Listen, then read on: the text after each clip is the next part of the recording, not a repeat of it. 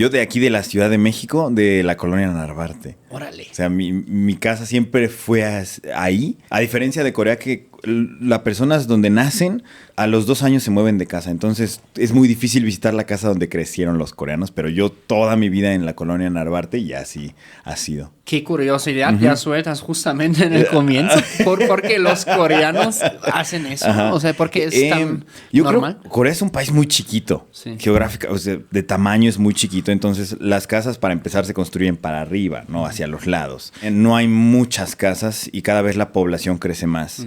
Las rentas se vuelven más caras, entonces la gente tiene que estar buscando casas con mejores opciones económicas para vivir. Siento yo, las casas no son hogares.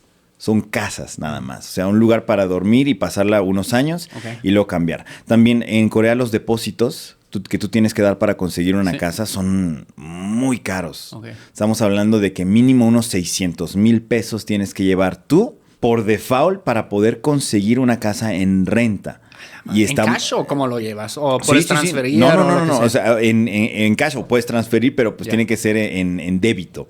Entonces tú lo llevas allá, tú das ese depósito y puedes acceder por ese precio, yo creo que a una cosa que se llama one room, que es un cuarto. No una sala y un cuarto.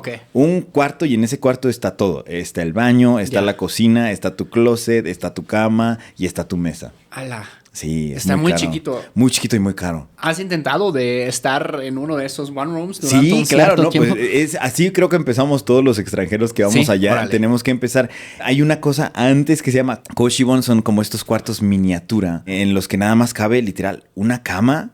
Y al lado de la cama está una mesa, pero es una cama individual, solo cabe una persona. Y esos los usaban antes para estudiar todo el día y noche, se dormían, se levantaban día y noche y ahorita los ¿Y no se abruman? Sí, es muy abrumante, sobre todo en verano, porque el verano es muy húmedo en Corea. La ventilación tiene aire acondicionado, pero lo ponen muy bajito.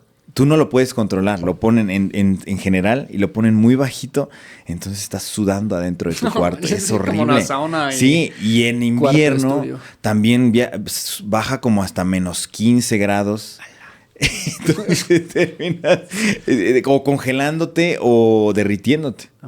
Es horrible. Y los Koshibon no te piden el depósito. Es por eso que la mayoría primero llegan al Koshibon. Y ya una vez que juntaron dinero para conseguir un depósito, ya pueden aspirar al one room, al two room, three room. Allá es como se llama. Y ya, ¿no? Pero hacia un departamento como el que conocemos nosotros aquí en México, es súper difícil de aspirar llegando. ¡Qué locura! ¿Y nunca se te ocurrió por la mente, tengo una idea de negocio, vamos a hacer algo como se puede, nuevo? O sea, puedo conseguir un lugar, pero es que el problema es que allá los lugares ya no hay. ¿No? O sea, claro, ¿dónde construir? Pues, ya no hay lugar para construir los edificios. De hecho, cuando la gente llega a Corea, desde el aeropuerto tú vas así en la carretera hacia Seúl y ves un montón de edificios altos que parece como la zona hotelera de Cancún. Que tú dices, wow, qué padre. ¿Son hoteles? No, son casas, pero están todas así una al lado de otra, todas se ven igualitas y ahí es donde vive la gente. Órale. Y de hecho, una cosa que me parece curiosísima de Corea. Vivir en un departamento te hace rico, vivir en una casa te hace pobre. A ver, ¿cómo explica eso? No tienes el absoluto sentido para nosotros aquí en México porque pues aquí una casa son grandes. O sea, tú vives bien. Si tienes tu propia casa, vives bien. El problema es que las casas que quedan en Corea, las grandes, ya son muy viejas. Entonces, se mete el frío, se mete el calor, tienen moho en la pared, ya el mantenimiento es muy caro, el agua también tiene problemas. Entonces, son lugares en los que vive gente muy difícil, ¿sabes? Pero los departamentos todos son nuevos. Entonces tienes unos edificios que en el mismo edificio tienes un sauna, también tal vez un lugar para jugar boliche, tienes un lugar para ensayar con tu orquesta de los vecinos, mucho más moderno. Entonces, si tú dices, yo vivo en unos departamentos, saben que vives bien. Entonces también es como una manera anticuada, básicamente como ven las casas antiguas, ¿no? Exactamente, pero pues ya esas casas no las renuevan. Generalmente si tiran esas casas viejas hacen otro edificio. Claro. Moderno, porque les dejan mucho más dinero. Qué locura. Naciste aquí en Ciudad de México, creciste en la colonia Narvarte. ¿Te acuerdas de la primera vez cuando tuviste como contacto con el universo coreano, para así decirlo? Claro, claro. La primera vez fue por internet, bendito internet. Yo estaba en YouTube, justamente. Navegando. O sea, yo no había tenido nada de acercamiento con lo coreano. Al contrario, yo creo que con lo japonés, la mayoría de los mexicanos saben mucho de Japón.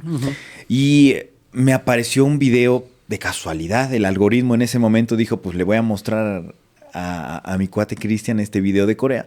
No entendí nada, pero eran programas de entretenimiento. ¿Has visto los programas de entretenimiento de Corea? Pues lo que llegó a Alemania fue Takeshi's Castle. Ah, pero ese es japonés. Sí, claro, perdón. Sí, por supuesto. Sí. Sí. Es el que van subiendo, ¿no? Y bajando, sí, que le dan la rueda. No, tienes toda la razón, es japonés. Es japonés, ajá. No era popular en ese momento para nada. Ajá. Ahorita ya hay ciertos programas que la gente conoce. ¿Cómo son más o menos? ¿Cuáles son las dinámicas? Las dinámicas sí es mucho de... Se parecen un poco a los programas de entretenimiento de Japón, eso sí. Les tratan de poner temas un poquito más originales. Por ejemplo, uno de los primeros que vi se llamaba Running Man. Y creo que todavía sigue al aire. Y en ese programa ellos pues no rentaban, conseguían un lugar grande. Por ejemplo, digamos, Parque Delta, ¿no? Todo, lo cerraban y grababan ahí durante la noche. Entonces ponían pistas, ponían juegos dentro de todo el centro comercial para que los participantes jugaran toda la noche y ya cuando se abre el centro comercial el siguiente día, ya le ponían un castigo al equipo que perdió. Entonces era muy interesante ver eso porque es algo que nunca se había intentado antes. Sí. Cerraban museos, cerraban cines, centros comerciales, estadios y pues no es una cosa fácil de acceder. Entonces para el espectador era muy intrigante y muy padre de ver para mí también porque pues nunca había visto un programa así en México. Sí. No, está loco. Aparte, el contraste de día y noche. Ajá, sí, bello. Y aparte la edición es muy buena. Okay. La edición le meten mucho amor y mucho tiempo, mucha dedicación. Estamos hablando de que en los programas de Japón también tienen como subtítulos abajo que aparecen como cada 2-3 segundos. Y eso también es edición. Claro. Allá tienen un equipo dedicado a solo los subtítulos. Un equipo dedicado a solo el audio, solo los efectos especiales, también la edición de la edición. ¿Has visto en los programas de Asia que son bien perfeccionistas? La edición de la edición. Ya suena cañón. ¿Cuándo acaban? Y aparte allá tienen los VCR, le llaman, que son como pequeñas cápsulas que meten dentro del programa que también tienen que estar editadas. Haz de cuenta que tú vas a un estudio a grabar y te sientan y te muestran la cápsula. Pero ya en el programa final te muestran tu reacción mientras estás viendo la cápsula. Que esa es otra edición más. Claro. ¿No? Entonces es una locura el nivel de empeño que le ponen para hacer nada más un episodio de programa. Yo he escuchado que los gastos allá para hacer un episodio de un programa son descomunales. Claro. Descomunales. Lo que te cuesta un depósito de una casa para hacer un episodio. Es una locura. Mucho ojo para el detalle. Ajá. Sí, muchísimo. Es que como tú le explicaste, es como una matrushka de producción, ¿no? ¿Sabes? Como la capa de la capa de la capa, la edición de la edición. Es horrible. Pero pues también son muy disciplinados, ¿no? Eso les ayuda mucho a poder producir contenido de esa calidad. Y también les gusta mucho invertir en proyectos de contenido audiovisual. No solo de entretenimiento, también los dramas, ¿sabes? Los dramas de Corea que ahorita están en Netflix, están en todas las plataformas. También películas, pues por la de Parasite, que le fue muy bien internacionalmente. Ganó un Oscar. Y todo eso ya se está dando a notar en el mundo. Claro. Y yo creo que todo el esparcimiento de la ola coreana recientemente ha ayudado a que la gente los voltee a ver más. Sí, ya se convirtió casi en un tsunami. Sí, exacto. Entonces, para mí, ese primer acercamiento con la cultura coreana fue a través del entretenimiento. Y yo pensé, me gustaría participar. Pero no en un plan de me voy a ir a Corea y voy a salir en un programa. Simplemente de a mí también me gustaría estar en un centro comercial cerrado en la noche, jugando juegos, divirtiendo, porque se ve que se están divirtiendo muchísimo. Y eso fue nada más. Ese fue mi primer acercamiento y luego después empecé a aprender coreano por mí mismo. Porque ya te llamó la atención. Me llamó la atención. Los programas. Sí. Pero ¿cuál es como el puente entre, pues claro, ves un programa en un país y tomas la decisión, ¿no? ¿Sabes qué? Voy a aprender el idioma. Es que al principio no lo entendía. Al principio yo nada más vi un clip que no tenía ni siquiera subtítulos. Claro. Ajá.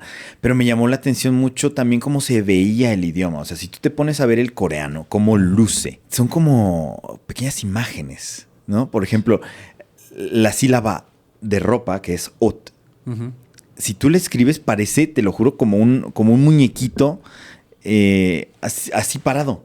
Ok. Ajá, y es por eso que se graban más fácil. No es como el chino, que ya son como pictogramas y así. Ajá. A ver, déjame, te lo voy a escribir. Mira, esta de aquí es la que está hasta arriba. Okay, entonces parece una cabecita. Entonces está el muñequito, la cabecita arriba, los bracitos así estirados y las patitas hacia abajo. Entonces me causó mucha intriga entenderlo. Dije, ¿qué tan difícil será? ¿Y qué te dijeron cuando preguntaste? O sea, en ese tiempo todavía no había ChatGPT. No, nada. nada. Google sí había. No, nada más. Sí, Google sí, pero nada más. O sea, yo puse en Google qué idioma es. O sea, busqué los idiomas japonés, coreano, y ya vi que era el coreano. Dije, este es coreano. ¿Cómo aprender coreano? Ya. En internet, y ya había ciertos tutoriales, pero el coreano no era todavía una cultura dominante como ahorita. Yeah. Entonces no había tanta información, pero igual le di un poquito. Okay. Empecé a aprender a leer y escribir, que es muy fácil. Tú puedes aprender a leer y escribirlo hoy. Sí.